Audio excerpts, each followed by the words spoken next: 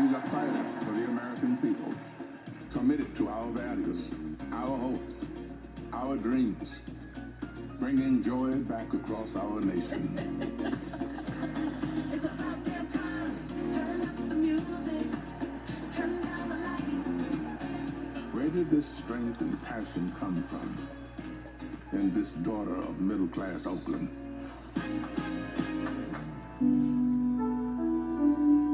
Well, it started with her parents. Her mother, a South Asian scientist, and her father, a black economist.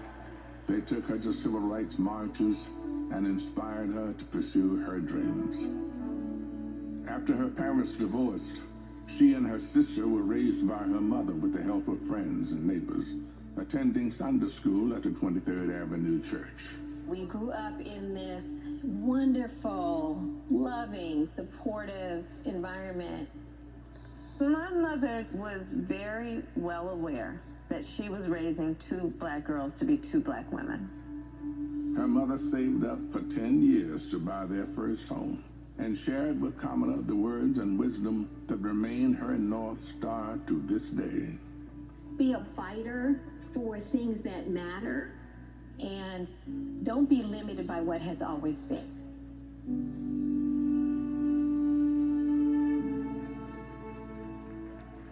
And then came a moment that changed Kamala Harris's destiny, that lit the fire within. When I was in high school, I had a best friend who I learned was being molested by her father. This particular day, she was like, hey, you really, really are not yourself. There's something going on. I said to her as soon as she told me, well, you have to come stay with us. As you get older, you really, really reflect on how pivotal that intervention was at that crucial point in my life. A big part of the reason I wanted to be a prosecutor was to protect people like her. And on her first day in court, she rose from her chair at the prosecutor's desk and said, Kamala Harris for the people. As a prosecutor, she put violent criminals and sexual predators in prison, leading to the highest conviction rate for serious and violent crime in 15 years, and created Back on Track, a program for first-time low-level drug offenders that became a national model. About, yeah, you did commit a crime, accept it, own up to it, and then let's talk about what we can do to change the circumstances going forward. Lowering recidivism rates for nonviolent offenders from 54% to 10%, giving people the training they needed to find a job after their sentence. I remember being so struck by having a district attorney who cared both about justice, about safety and accountability, but figuring out how to stop that crime from happening again. As California's Attorney General, she targeted transnational gangs and drug cartels, seized 10,000 kilos of cocaine and 12,000 pounds of methamphetamine, went after drug traffickers, and took 12,000 illegal guns off the streets. The new foreclosure crisis threatens to freeze up. She took on the nation's 5 largest mortgage banks that were stealing from homeowners. Prosecutors claim they duped desperate homeowners into paying thousands of dollars to get them out of foreclosure. She played hardball and delivered a landmark $20 billion settlement. This represents one of the largest dollar amounts to come to California. And in 2016, the people of California sent her to represent them in Washington, D.C.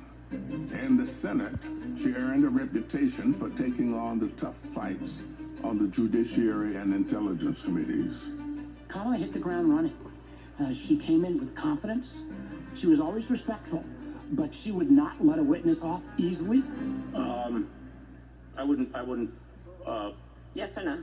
And if an argument didn't hold water, she could spot that flaw and get at it. I do want you to be honest. I'm not able to be rushed this fast. It makes me nervous. And when Joe Biden went looking for his vice president, I wanted someone who was strong and who was ready to be president on day one.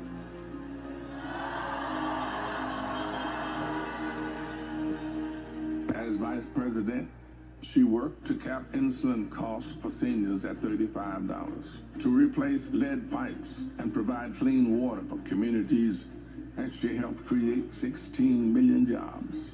The Biden-Harris bipartisan infrastructure bill has already created thousands of jobs for our members. That is what the future looks like under a president, Kamala Harris.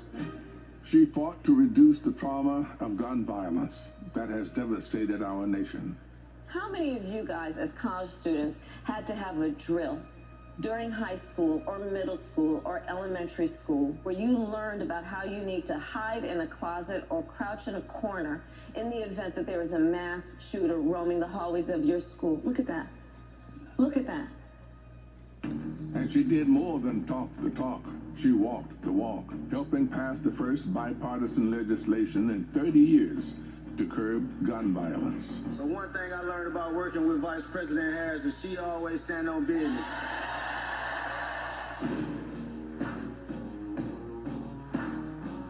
She has traveled the world to strengthen our national security and restore our global leadership, meeting with more than 150 heads of state. She stood shoulder to shoulder with our allies and stood up to dictators, helping to unite NATO behind Ukraine and impose punishing costs on Russia. She's led the fight for reproductive freedom. We have worked too hard and fought too long to see our daughters grow up in a world with fewer rights than our mothers. The first vice president to visit an abortion clinic, she built a nationwide grassroots movement to ensure that access to abortion, IVF, and birth control will always be protected. In the halls of power, she's a tough prosecutor, an effective policymaker, a powerful leader. And at home, she's the center of her family. I'm not give up. She's the best godmother, auntie. She's honest. She's loving. Incredibly reliable. She's one of the most loyal people you'll ever meet. That is why I believe she is so prepared to be our next president. This love she has for her family, being there for all of us. That's how she will lead this country, being there for everyone. She's a proud graduate of Harvard University. Hey, you know. Her campaign is a force of nature, generating the excitement we've all been yearning for. A campaign of joy, of love, of care. I am so fundamentally inspired. Kamala Harris will be our next president because you know there's too much on the line to stay on the sidelines. Thank you, Madam Vice President. Thank you for bringing back the joy. Sometimes people will open the door for you and leave it open. Sometimes they won't. And then you need to kick that door down. We are not going back.